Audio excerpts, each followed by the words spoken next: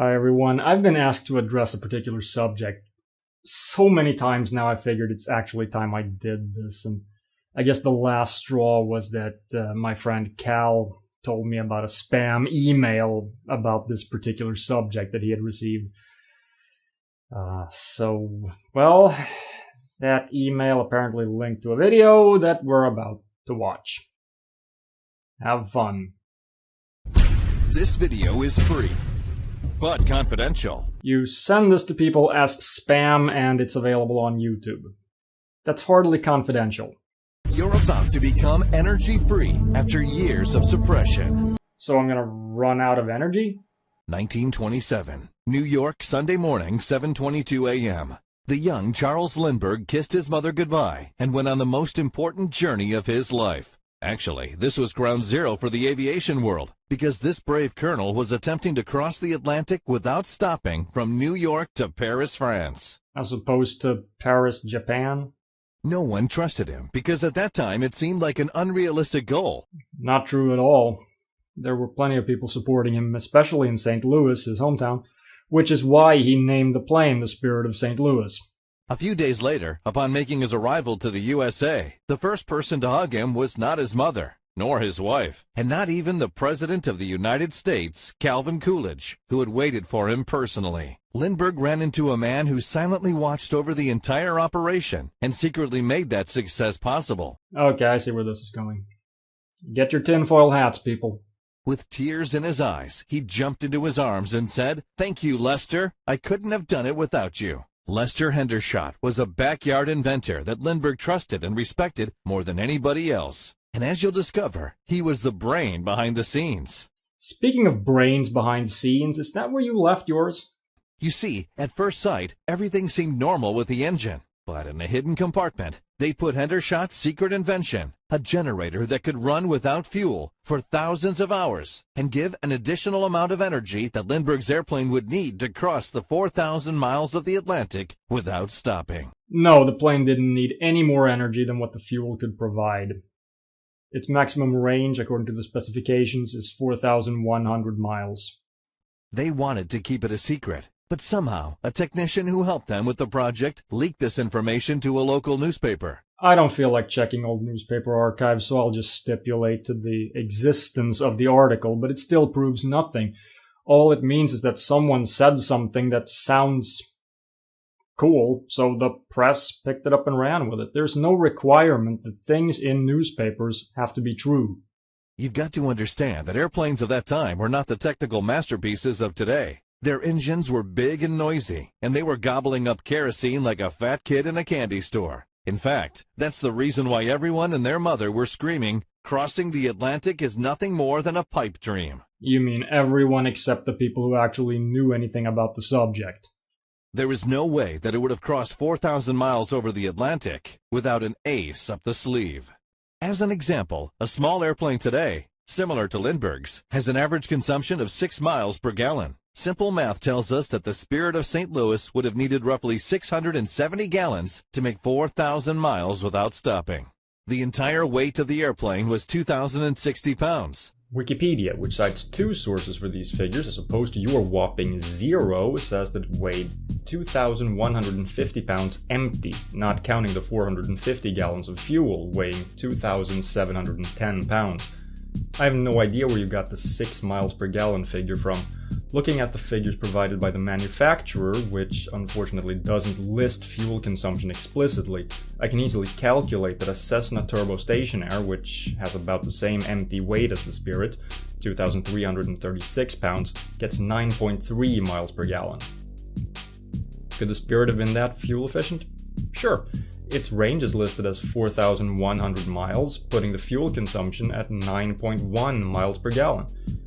It might sound like it's as advanced as a modern plane, but then remember that fuel consumption goes up a lot as velocity increases. Kinetic energy is proportional to velocity squared.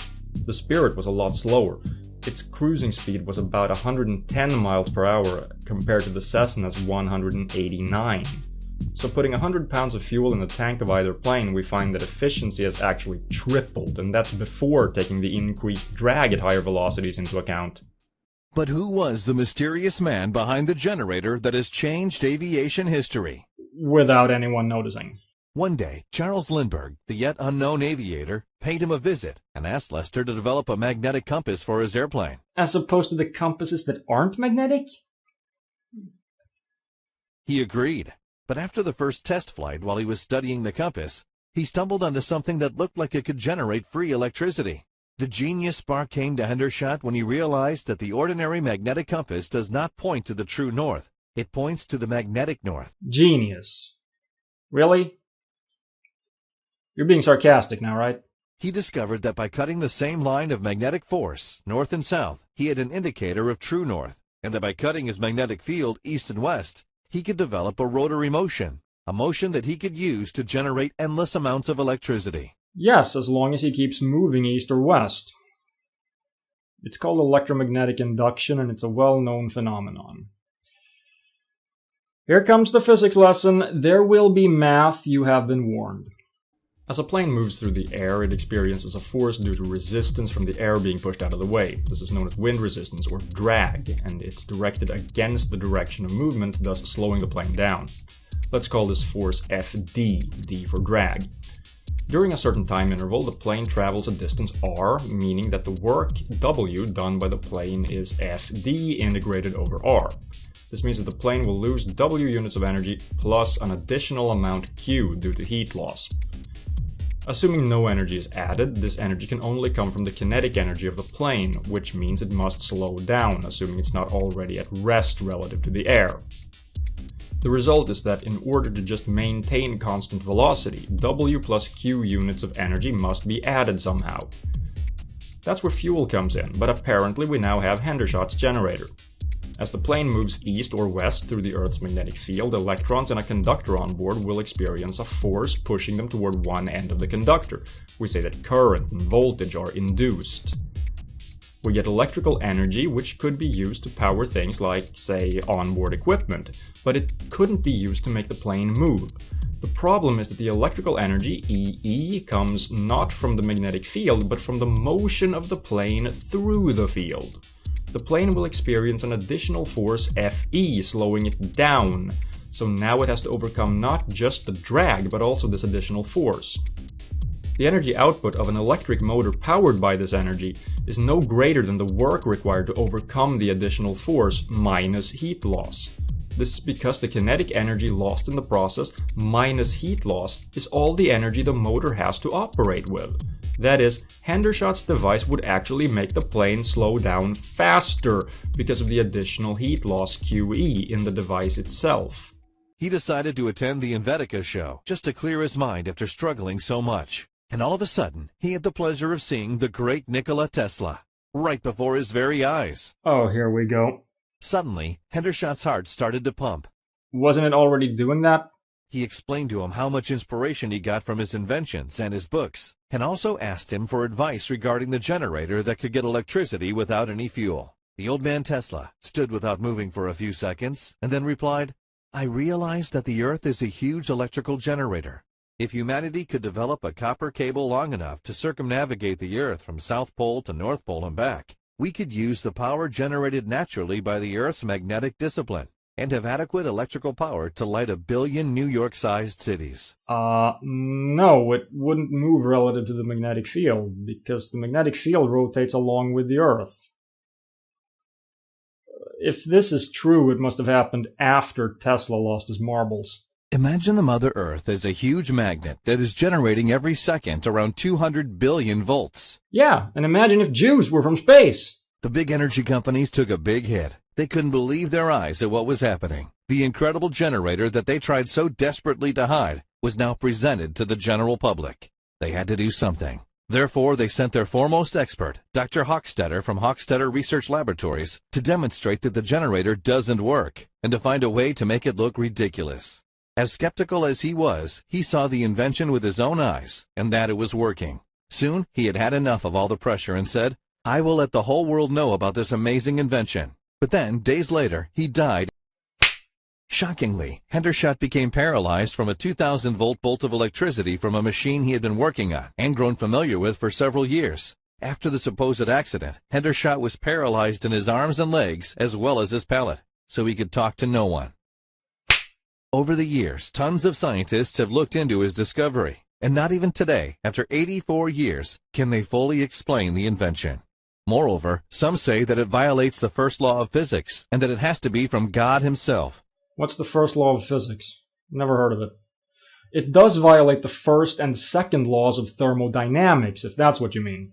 People stayed in the dark for 8 decades, paying hundreds of dollars each month for something that should be absolutely free. You are in the same situation, and probably haven't done anything about it.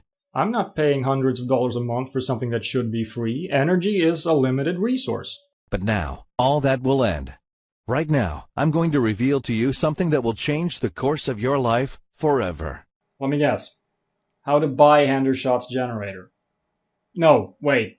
You're not going to tell me how to buy the whole thing, because if I buy the whole thing and it doesn't work, and it doesn't, then I can press charges against you for selling me something that you knew for a fact would not work. But you're going to tell me how I can buy the blueprints for it so I can build it myself. Because that way it's my fault if it doesn't work. Right?